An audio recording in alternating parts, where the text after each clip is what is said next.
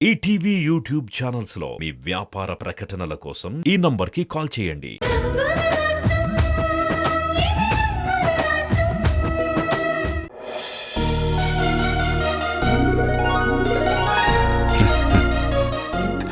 జానకి, ఇన్నేళ్లలో నాకు ఏ పుట్టినరోజుకు దొరకని గొప్ప గిఫ్ట్ ఇప్పుడు దొరికింది. నాకు చాలా ఆనందంగా ఉంది జానకి.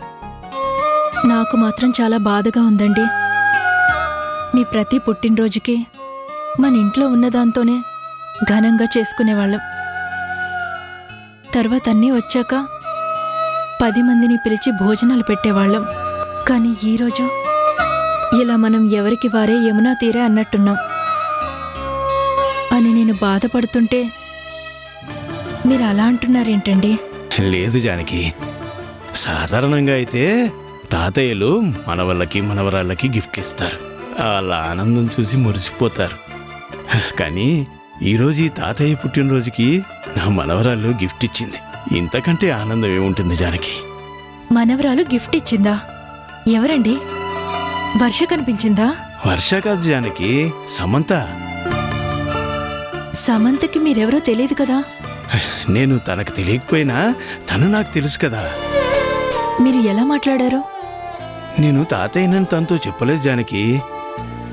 నేను నా మనవరాలను చూడ్డానికని కాలేజీకి వెళ్ళాను. తనతో మాట్లాడాను. ఇదిగో ఈ 100 రూపాయలు నాకు గిఫ్ట్గా ఇచ్చింది. ప్రేమగా ఇచ్చిందా, పొగరుగా విసిరిందా? ఏదైతే ఇచ్చింది కదా. సమంత గురించి మీకు పూర్తిగా తెలియదండి. ఎంతో ప్రాణంగా చూసుకుంటూ ఉండే అన్నయ్య వదినలకు కూడా చాలా పొగరుగా సమాధానాలు చెప్పేది. ఈ మధ్య కాస్త మారింది అనుకుంటే ఈరోజు మీ మీదికి నోటు విసిరిందంటేనే అర్థమైంది తనేం మారలేదని. దానికి విపరీతమైన పొగరు. అది పొగరు కాదు జానకి, ఆత్మాభిమానం. మన సీత కూడా ఇలాగే గట్టిగా మాట్లాడేది. అలాగని మన సీత చెడ్డదా? సీత ఎంత మంచిదో మనందరికీ తెలుసు. అలాగే సీత గురించి అందరూ ఎంత గొప్పగా చెప్పుకునేవారో మనమే విన్నాం కదా జానకి. సమంతకి సీత పోలికొచ్చిందంటే వర్షకి రఘు పోలికొచ్చింటుంది. దూరమైన మన పిల్లలిద్దరినీ ఆ భగవంతుడు ఈ రూపంలో మనకిచ్చాడు. అలాగని ఎందుకు ఆలోచించు? సర్లేండి, మీకిష్టమని పాకంగారులు తీసుకొచ్చాను, తినండి. ఈరోజు నేను చాలా ఆనందంగా ఉన్నాను. ఈ ఆనందాన్ని నీతో పంచుకోవాలి. అందుకే ముందు నువ్వు తినాలి. ఏది ఇటీవ?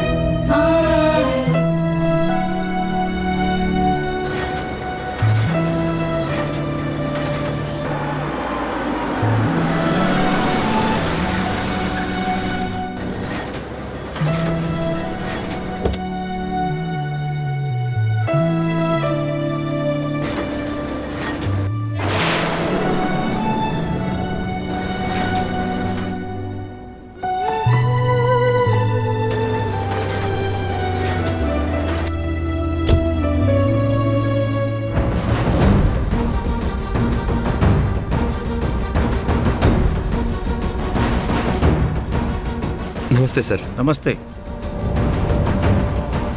ఈయన నా స్నేహితుడు, పేరు జగపతిరావు, పెద్ద బిల్డర్.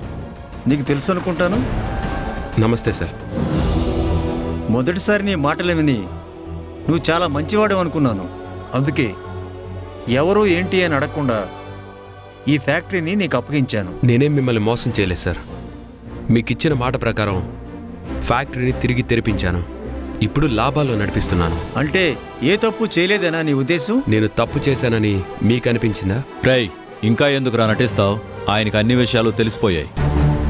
భూపతి దేన్నైనా క్షమిస్తాడు, కానీ నమ్మక ద్రోహాన్ని క్షమించడు.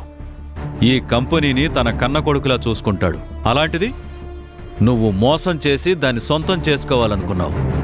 నిన్ను క్షమిస్తాడని ఎలా అనుకున్నావు? ఏంటి సార్, మీ అభిప్రాయం కూడా ఇదేనా? నేను మిమ్మల్ని మోసం చేశానని మీరు అనుకుంటున్నారా? నీ తండ్రి ఎవరో నువ్వు చెప్పబోవడం తప్పు కదా? ఇంత గొప్ప వ్యక్తి కొడుకువై ఉండి ఆస్తి అంతస్తులు వదులుకొని నువ్వు బయటికి రావడం తప్పు కాదా? తప్పు అనుకునే పని నేనేది చెయ్యను సార్. నేను వ్యాపారాన్ని వ్యాపారంగా చేయమంటాను. కష్టపడే ప్రతి వాళ్ళకి అందులో భాగస్వామ్యం ఉండాలని కోరుకుంటాను. అది ఆయనకి నచ్చలేదు. పెట్టుబడి మనది కాబట్టి లాభాలు మొత్తం మనవే అన్నారు. ఎవరు ఏమైపోయినా లాభం మాత్రం చూడాలన్నారు. అది నాకు నచ్చలేదు. అందుకే నేను ఆయనతో విభేదించాను. నా పేరు చెప్పకపోతే నిన్ను మనిషిగా కూడా ఎవ్వరూ చూడరు అన్నారు. అందుకే ఆయన పేరు చెప్పకుండా నాకు నేనుగా నిరూపించుకోవాలనుకున్నాను. ఆయనకిచ్చిన మాట ప్రకారం ఆయన పేరు మీకు చెప్పలేదు. నేను తప్పు చేయలేదు సార్. కొడుకులు చాలామంది పుడతారు జగపతి, కానీ నూటికో కోటికో ఇలాంటి వాడు ఒకడు పుడతాడు. తన విలువ నువ్వు తెలుసుకోలేకపోయావు. అతనేంటో నేను మొదటి రోజే గుర్తించాను. అందుకని నేను కొడుకులా చూసుకున్న ఫ్యాక్టరీని అతనికి అప్పగించాను.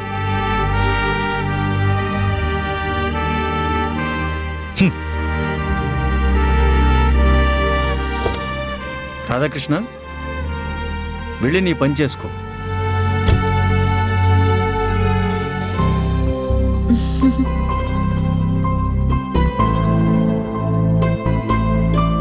అమ్మగారు, అమ్మగారు!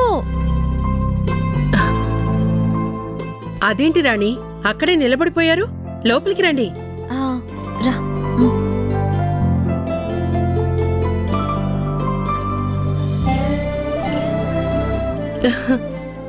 ఏంటమ్మా, పరాయి వాళ్లలాగా గుమ్మం దగ్గరే నిలబడి పిలుస్తున్నారు? ఇది మీ ఇల్లు. మేమంతా మీ వాళ్ళమని మీకెన్నిసార్లు చెప్పాం?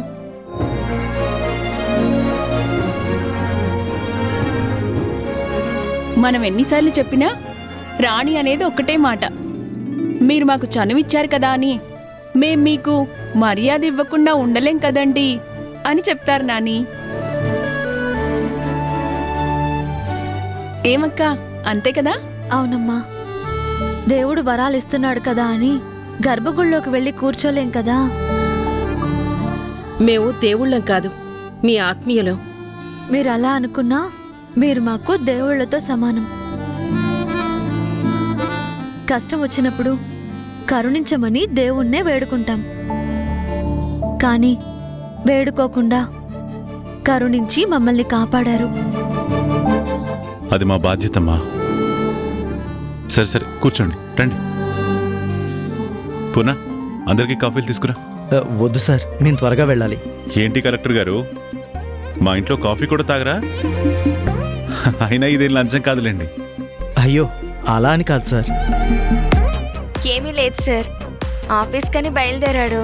కానీ మీకు శుభలేఖ ఇచ్చి వెళ్ళమని అక్క చెప్పింది, అందుకే తొందరపడుతున్నాడు. పెళ్లి కొడుకు సిగ్గుపడాలే కాని తొందరపడితే ఎలా?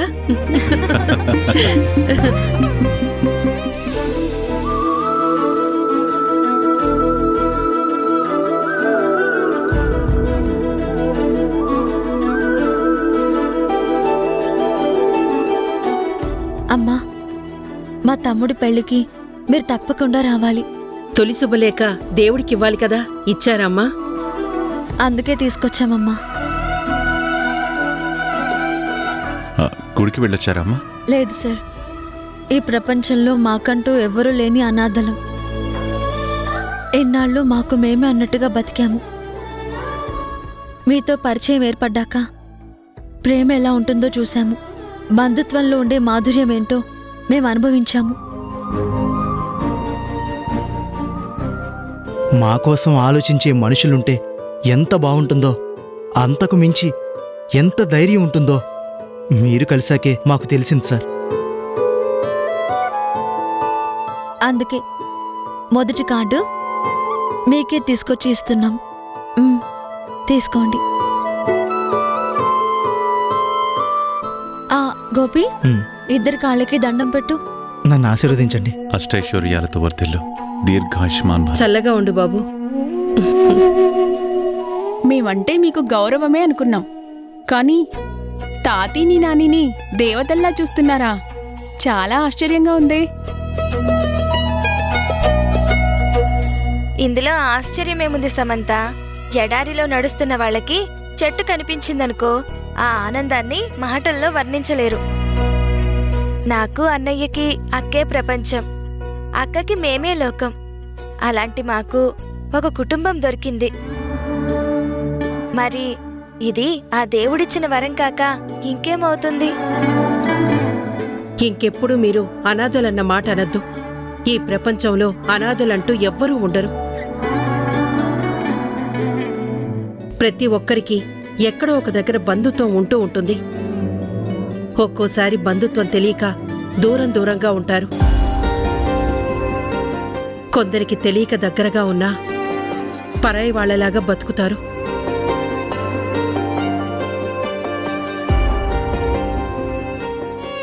ఏ జన్మలో ఏ పాపం చేశామో అయిన వాళ్ళు దూరం అయ్యారు. ఆ బాధని కొంతైనా తగ్గించడానికి మీరు దగ్గరయ్యారు.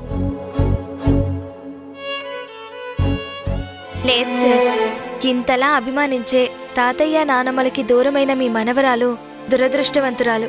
కానీ తప్పకుండా ఏదో ఒక రోజు మిమ్మల్ని కలుస్తుంది, మీ అభిమానాన్ని పంచుకుంటుంది.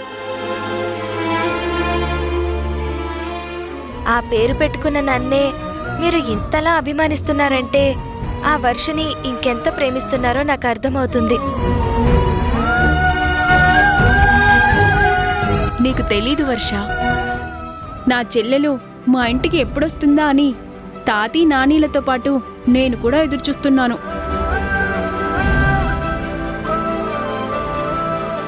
సార్, మీరు అమ్మగారు దగ్గరుండి ఈ పెళ్లి జరిపించాలి.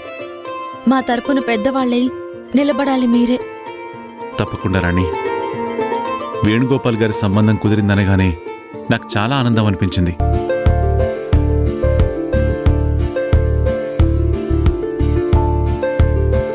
నువ్వెంతో కష్టపడి గోపిని ఈ స్థాయికి తీసుకొచ్చావు.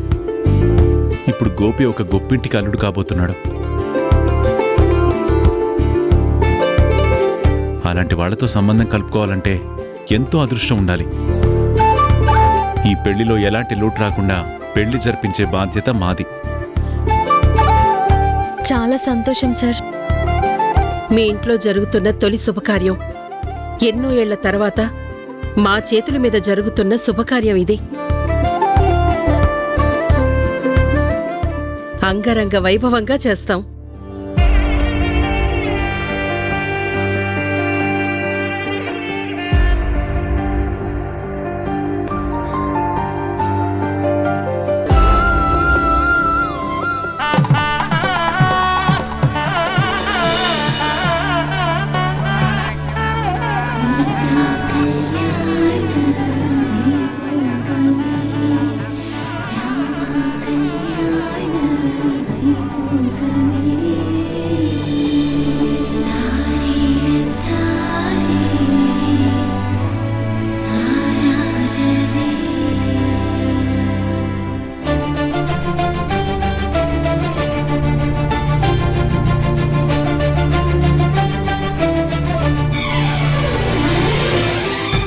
అంజీ, బయట పడేసిరా.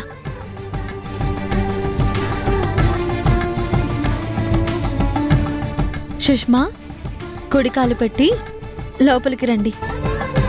అక్క ఆగు, అప్పుడే లోపలికి వచ్చేస్తే ఎలా? ముందు ఇద్దరి పేర్లు చెప్పమను.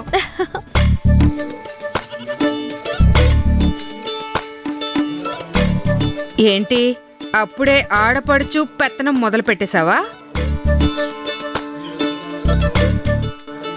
అది పెత్తనం కాదు సురేఖ, సాంప్రదాయం. ఇంటి ఆడపిల్లకి ఆ మాత్రం సరదా ఉంటుందిలే. కలెక్టర్ గారు, మీ ఆవిడ పేరు చెప్పండి. నేను తను వచ్చాము. తనునా? పెళ్లి కార్డులో వేరే పేరేదో వేశారే. నేను సుష్మా వచ్చాం.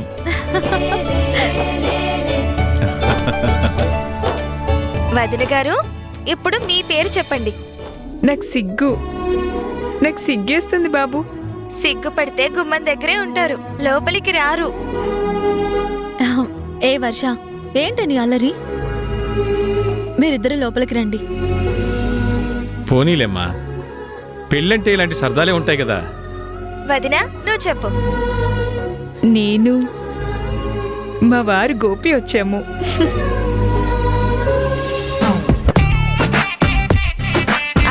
ఇప్పుడు ఆడపిల్ల కట్నం ఇచ్చి వెళ్ళండి. ఏమండి, డబ్బులు ఇవ్వండి.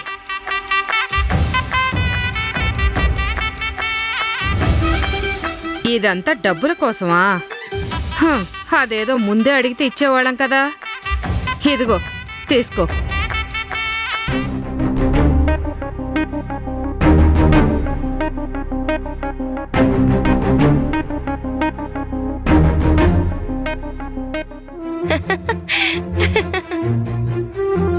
ఇది సరదా కోసమే కానీ డబ్బు కోసం కాదా ఆంటీ? నాకు మా అన్న వదినల ప్రేమ అభిమానాలు చాలు.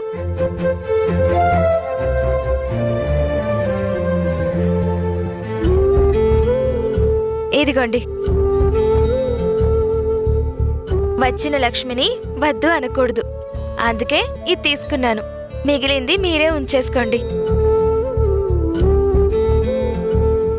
అన్నయ్య, వదిన, లోపలికి పదండి.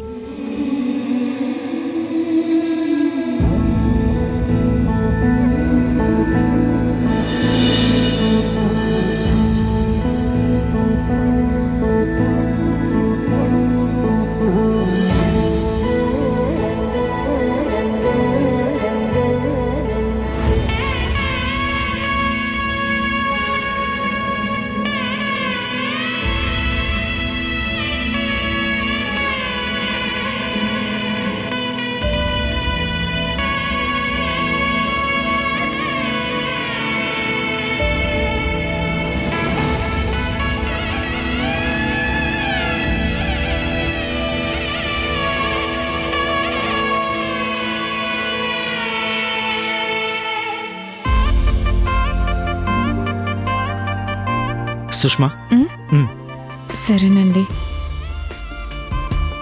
అయ్యో వద్దు. మీరు ఆనందంగా ఉంటే నాకంతే చాలు.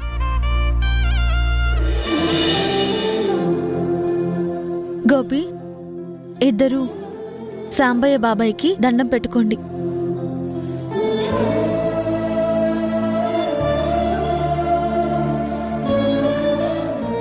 ఎవరి బాబాయ్? ఎవరి తరపున చుట్టమీనా? బాబాయ్ అంటే సొంత బాబాయ్ కాదండి. అనాథల రోడ్డు మీద ఉన్న మమ్మల్ని ఆదరించిన గొప్ప వ్యక్తి.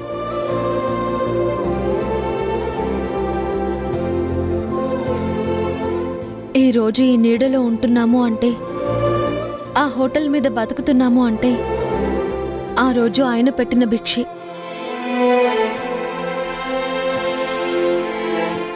ఆదరించిన వాళ్ళని మర్చిపోకూడదు కదా, అందుకే బాబాయ్ అని పిలిచేవాళ్ళం. ఆయన జ్ఞాపకాలని ఎప్పుడూ తలుచుకుంటూనే ఉంటాం. ఇంత మంచి మనసు, ఇంత ప్రేమాభిమానాలు ఉన్న ఇంటికి నా కూతుర్ని పంపించడం నాకు చాలా ఆనందంగా ఉంది. ఇదే ఆదరణ, ప్రేమ నా కూతురి మీద కూడా చూపించమ్మా.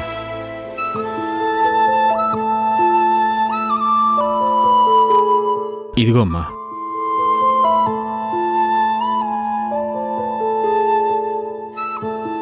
సుష్మా, నువ్వు చాలా గొప్పింట్లో పెరిగావు. నువ్వేం కోరుకుంటే అది నీ కాళ్ళ దగ్గరకు వచ్చేయడాన్ని నువ్వు చూశావు. కానీ మేము చాలా చిన్నవాళ్ళం. ఈ ఇంటి నుంచి అన్నీ మనం అడ్జస్ట్ చేసుకుంటూనే ఉండాలి.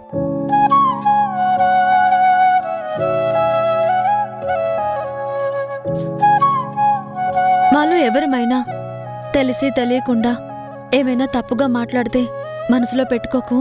వెంటనే మాతో చెప్పు, సరిదిద్దుకునే ప్రయత్నం చేస్తాం.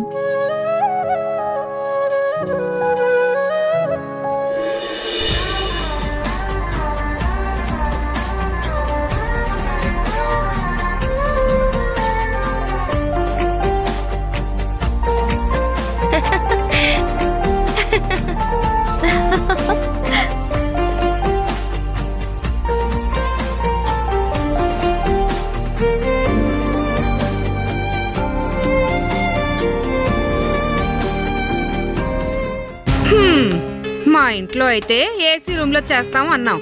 వద్దు, మా ఇంట్లోనే జరగాలి అన్నాడు. ఇదేనా మంచం? ఇదేనా డెకరేషను?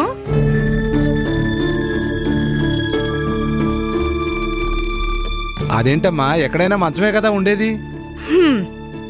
అంతేలే, ఇస్తరాకి వెండి కంచానికి తేడా తెలియని మొఖాలకి ఈ తేడా మాత్రం ఏం తెలుస్తుందిలే. అంతా మా కర్మ.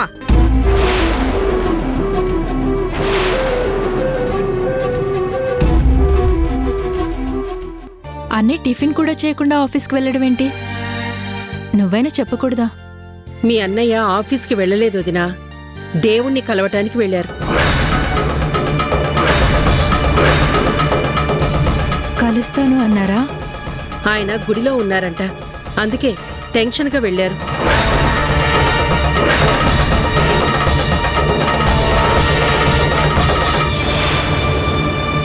ఈటీవీ విన్ యాప్ రోజుకి కేవలం రూపాయి మాత్రమే. ఇప్పుడే ఈటీవీ విన్ యాప్ డౌన్లోడ్ చేసి సబ్స్క్రైబ్ చేయండి.